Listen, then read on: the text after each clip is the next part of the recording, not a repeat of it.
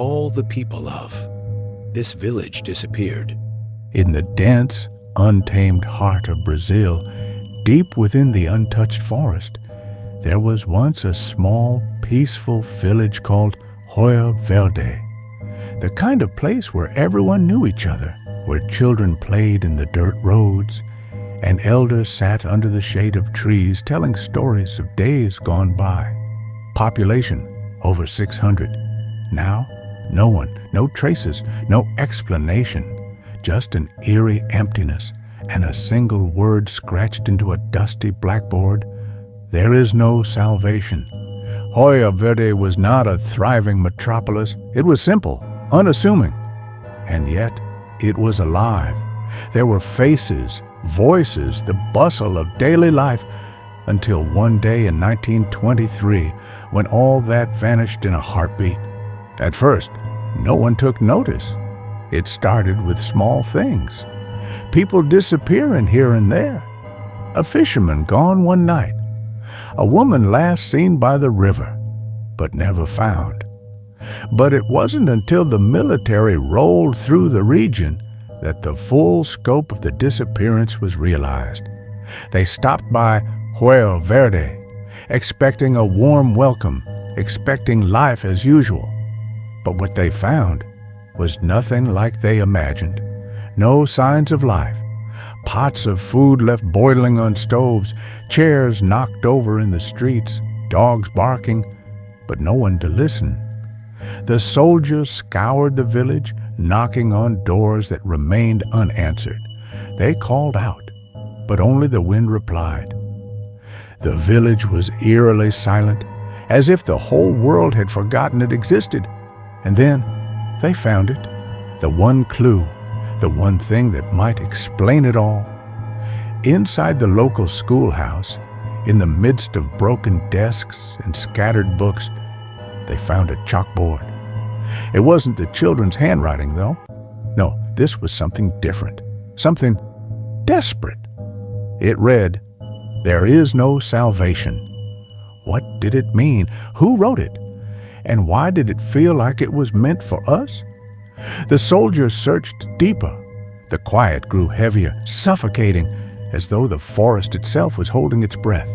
No bodies, no remains, just emptiness. And yet, even as the military pushed forward, things didn't add up. There were no signs of struggle, no blood, no traces of violence. People didn't just vanish without a trace, did they? No footprints, no evidence, just nothing. Some people started talking about a curse. The older villagers, who spoke in hushed tones and warned others to stay away from the jungle's edge. They said that the villagers had disturbed ancient spirits, forces much older than anyone could understand. Spirits that, once awakened, wouldn't stop until they had claimed what was theirs. Others said something more sinister. Some said revenge, that the villagers had seen something they weren't supposed to, something so dark and terrifying that it was beyond comprehension, that they'd crossed a line and whatever was waiting in those forests came for them when they did. But the real mystery remained. What happened to everyone? In the months that followed, the Brazilian government launched its own investigation. Experts were sent, teams of people combing the land for answers. But they found nothing, no leads, no clues, just silence. The rumors spread like wildfire. There was talk of a cult, a secret group that worshipped something ancient, something primal. Rituals that no one could describe without looking over their shoulder. They believed in a god older than time itself, a deity that demanded blood. Was it these cultists who had taken the village, or had they been the ones to disappear? Some of the investigators, upon their return, were never the same.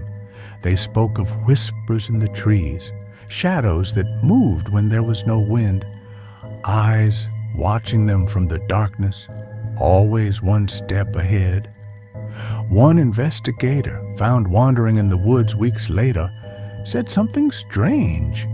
He said the village hadn't vanished.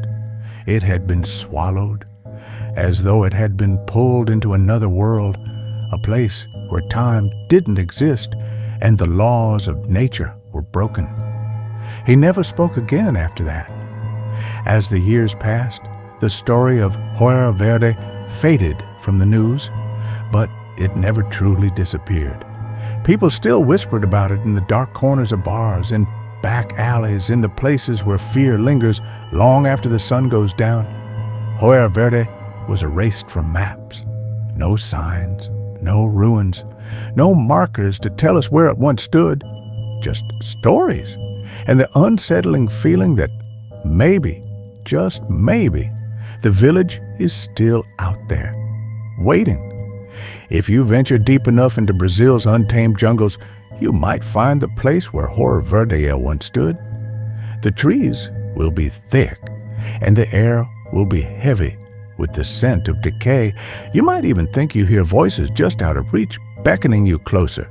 But remember this, if you do find it, don't stay too long, because those who vanish don't always want to be found.